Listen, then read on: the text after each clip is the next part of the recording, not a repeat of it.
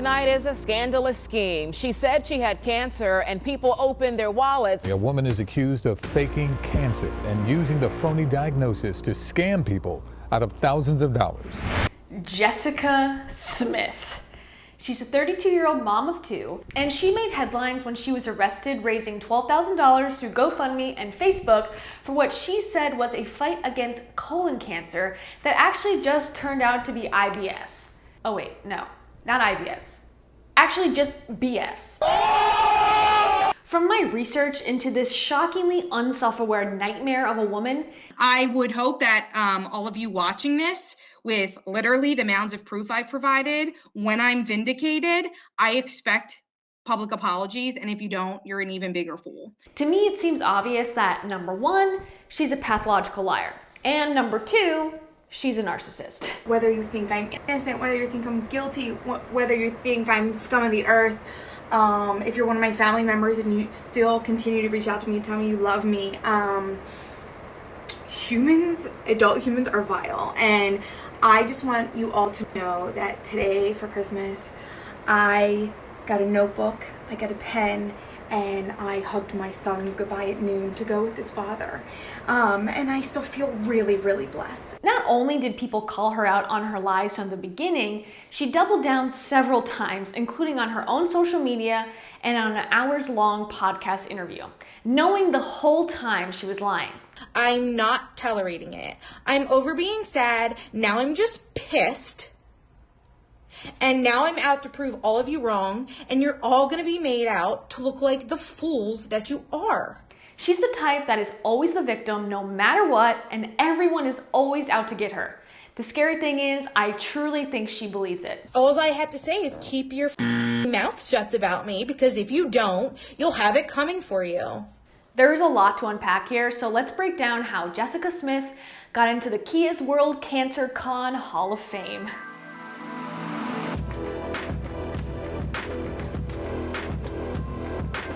So Jessica Smith launched her GoFundMe page in 2019 after allegedly being diagnosed with colon cancer.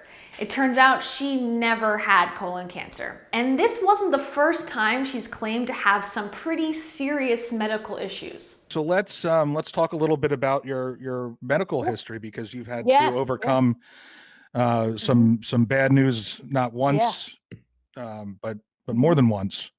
So you were before this current diagnosis, you were diagnosed and beat a form of cancer, correct? Yes, I had a cervical cancer, which they kind of found when I was pregnant with my son, actually, my 1.5-year-old. That had to be pretty scary. Yeah, it was more like overwhelming, or more like, what? Like, you almost are in shock. You're like, what is going on? And you hear these horror stories of women that have to choose one or the other, which, thank God, mine was early enough. It wasn't that case. So I had him. They kind of let it ride out a little bit to see what happened, put me on some like hormonal support. Didn't work. So then I had, when he was a couple months old, had to have like a full hysterectomy. And luckily that took care of that. I've had like so many medical oddities. It's like a joke in the family that I could be like a medical textbook. I mean, I had my hip replaced when I was 19. Like, who do you know that? Oh, geez. And then I had to have it redone when I was 27. Like, who goes through that? Also, in a Philly Voice article that was written about her before she launched her GoFundMe and before she said she had colon cancer, she said she had 2 C-sections, a hysterectomy to remove cervical cancer, several hip surgeries, and a mass removed from her abdomen. She also said she had Lynch syndrome and this very rare disorder as well. But the most recent claim was her alleged colon cancer, and she documented her journey fighting it on Instagram and Facebook, where she would post photos like this one of her shaving her head because she claimed her hair was falling out because of chemo. Chemo, obviously, I have no hair. G.I. Jane. I usually don't wear a thing on my head. I don't know if you can see, but I actually have some like chemo burns right now. Okay. So you can get like burns on your skin, depending on the chemo. So I have some of those right now. The night that I started to really lose my hair, I was in the shower and it was like falling out in clumps. And I said, you know what? It's just time to shave it. Like, I'm not willing to have like a patchy head. I'm not like, that would freak my kids out more. Right. So I just said, like, it's time to let it go. We're just going to cut it off. And I didn't like bick it or anything. I just took it down to like a 1. And I came down the stairs and I had a thing on my head and I just took it off and I explained to my daughter, like, you know, mommy is sick and she's going to lose her hair and she's going to look a little different. And all she said to me was, you look so pretty. Oh, that was sweet of her. So yeah, I mean, she is like the kindest. She's like an old soul. She loves to rub my head now. She does tell people, she said, you know, my mommy has no hair because she's sick.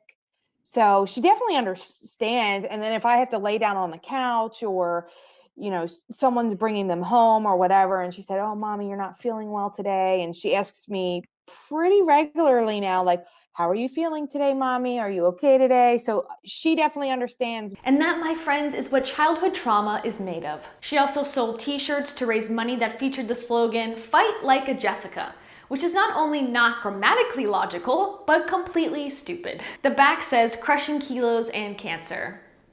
Cool. Oh yeah, and she claimed that she was not only going to chemo, but also powerlifting on a regular basis, working full-time as a firefighter and for a construction company, as well as playing for a softball team. I play for the Marco softball team, and I jokingly was like, oh, if we're getting beat, I'll use the cancer card. They're like, I'll save that for the playoffs. Right, yeah. How nice of her not to play the cancer card at her rec league softball game that she definitely should have been prioritizing given her situation.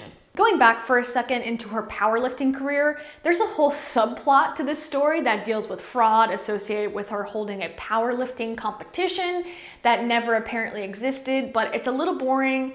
You can research it if you want to go down that rabbit hole, but in that article, she claims she lost a bunch of weight because of her powerlifting. She said this, quote, "I knew I had to get myself back together or else I was going to die. I lost 116 pounds in 10 months by literally busting my ass. I knew I had the tools to do this, I just wasn't applying myself. It just took off from there and here we are." But in reality, where this woman does not live, she had a gastric sleeve surgery, which is a weight loss surgery similar to bypass surgery. Also, I think this part is really interesting because you can see she almost doesn't want to say that she had this. The podcaster from the Ever Evolving Truth podcast asked this question really well, caught her off guard and made it seem like she considered for a second to lie, but then decided to admit it. But then it's obvious she's trying to figure out what to do with this narrative. My mom's very dear friend is battling cancer for now the 4th time. Oh, God. And she had the gastric bypass surgery. Yeah. Oh, So okay. she was anemic, so she was going in for iron deficiency, Yeah. and that's what and for the longest time that's just what they thought that was. So they weren't looking for cancer. Is that something Right. like, have you ever had like a surgery or anything like that that would have misled them or caused them to not look for it? I don't think so. I mean, I have a pretty large surgical history. I mean, I had nothing in terms of, I did have a gastric sleeve, but they the thing that saved me there is the sleeve is different from the bypass in that I guess it's, you know, they only make your stomach smaller, Right. whereas the bypass, we're literally bypassing the stomach. So the difference is the way that the gastric doctor explained it is patients who have the gastric sleeve, it's very rare that the anemia is because your body's not absorbing the iron, because, you know, it still sits, everything still sits in your stomach and is Right. still absorbed. So luckily that didn't exactly hide it. It was actually able to tell them, like, they ruled that out. Like, they didn't even consider that Immediately. as a thing. Yeah. And this part's important because it turns out that this photo that she said was her receiving chemo treatment is actually her getting an iron infusion, which is necessary for some people who have gone through a gastric sleeve surgery. But the most annoying and disgusting part of this, that personally drives me insane, is her giving advice to real cancer patients about how they just need to push through, have a better attitude, and they'll be fine. If you're someone that's diagnosed, that's going through it, just stay positive. Really try to live your life and do not perseverate. Do not let the cancer take over your life. Do not allow that to happen, because you'll probably lose this battle if you focus so much on it and you think negative thoughts about it. I really think that, the cancer will win. Since I went through this before, I had this outlook on life where I saw a lot of, I go to a support group and I see a lot of the younger ones that are like, woe is me, and, this is going to end me. And I really have this theory in my mind that if someone thinks negatively about it, you're giving up mentally, it's going to spread or it's going to get worse. So my theory is I'm trying to live my life as much as I can, having it be non-existent, so I can just all positive vibes. Because people that kind of, again, just give up or stop taking care of themselves physically, that can cause your body to deteriorate faster. It's not, God forbid, like a pancreatic cancer where they're given a 5% chance, but even in that, Alex Trebek was given a 3% chance to live, and now he's in remission.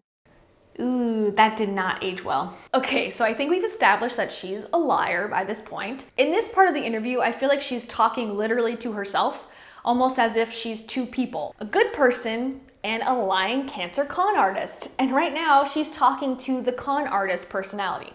What's your final word to the people that say that you're faking it? I think they should be ashamed of themselves, really. They should be ashamed of themselves in being a human. What kind of human are you? I think it's disgusting. I haven't cursed on here. There's a lot of choice 4-letter words you could use to describe those people. I think that I'm a big believer in karma. I think that karma will come around to them. I think that if I wanted to take it to another level legally or whatever, I could. They go to try to start all this drama and whatever, but yeah, I just think they're terrible human beings, and you will get yours someday. Smith is facing a number of felony-related theft charges. Her husband was the one who outed her to the cops and said that she was on his insurance the whole time and there was no documentation or proof she was ever diagnosed with cancer. She ultimately pled guilty to theft by deception and forgery. And here's video of her walking out of court with a cane all of a sudden. And here's her talking after she got caught, what she calls an apology. I felt as though the best gift I could give people was to say I was sorry. Everyone, I was put on blast, and it's the worst thing by far that I've ever gone through. I can't say anything more. I would love to say so much more, but I can't. And I will be grateful and very thankful the day that I can, and it will be coming in time. But I just want everyone to kind of sit back today and be a better human. Think about what you're doing, how you're treating people, how you're leading yourself to be. I know I absolutely am gonna always think before I act now. Didn't do it before. I can own up to that for sure. I hope we all have an amazing 2020. I hope it's a year of healing for myself, recovery for myself. Ooh, another comment that did not age well. She was sentenced to 3 years probation, and she must also pay back the money she raised and complete a court-appointed mental health treatment program. In other words, she'll probably be back at some point. That's it. Please subscribe to my channel. It's been a pleasure having you here, and I will see you in the next video. See ya.